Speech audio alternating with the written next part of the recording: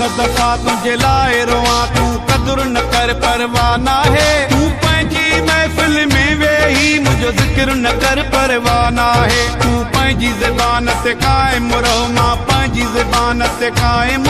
मां तोखे मुर्शिद थो समझां तू नौकर सॾ परवाह नाहे तू नौकर सॾ परवाह नाहे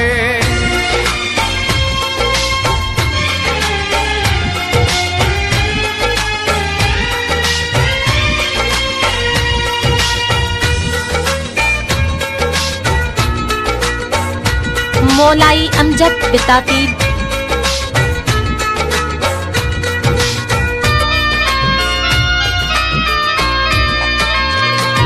नफ़रत जो सबब न ॿुधाए भली पर हाल ॾिसी का सज़ा का ॾे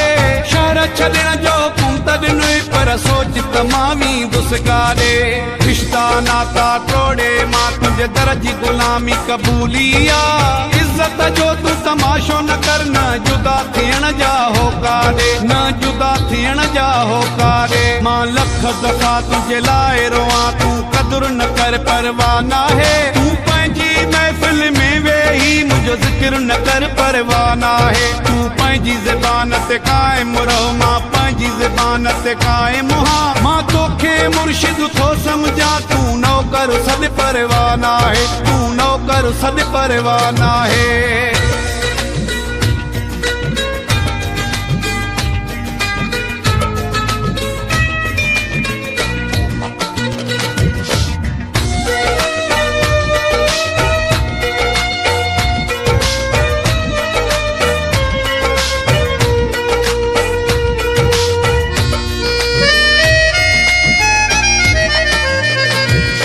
बेशक पंहिंजी मर्ज़ीअ जो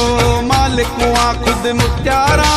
यार चवण जी हुज न कई मां तुंहिंजो ताबेदारा कहिड़ी ॻाल्हि ते एॾी कावड़ थी मां कहिड़ो गुनाह कयो आहे औकात मुंहिंजी बसि एतिरी आहे तुंहिंजे दर जो ख़िदमतगारां तुंहिंजे दर जो ख़िदमतगारां मां लख दफ़ा तुंहिंजे लाइ रोआं तूं कदुर न कर परवाह नाहे तूं पंहिंजी महफ़िल में वेही मुझो ज़िक्र न कर परवाह नाहे तू पंहिंजी ज़बान ते क़ाइम रहो मां पंहिंजी ज़बान ते क़ाइम मां तोखे मुर्शिद थो समझां तू नौकर सॾ परवाह नाहे तू नौकर सॾ परवाह नाहे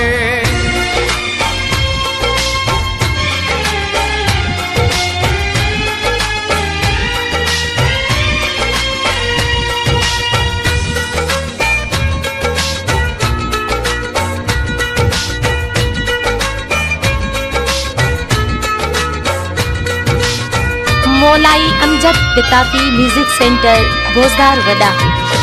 असगर मुगेरी बाटहे वारो तानन मां तंग थी वियो वञी काई दरगाह वसाई मस्त मलंग थी वियो दुनिया सॼी खे ख़बर आहे मुंहिंजे प्यार जो चाहे मयार जॾहिं मां न हूंदुसि तुंहिंजी ज़िंदगीअ में तुंहिंजे ज़ुल्म जो दंग थी वियो तुंहिंजे ज़ुल्म जो दंग थी वियो मां लख दफ़ा तुंहिंजे लाइ रोआं तूं कदुर न कर परवाह नाहे तूं पंहिंजी महफ़िल में वेही मुझो ज़िक्र न कर परवाह नाहे तू पंहिंजी ज़बान ते क़ाइम रहो मां पंहिंजी ज़बान ते क़ाइम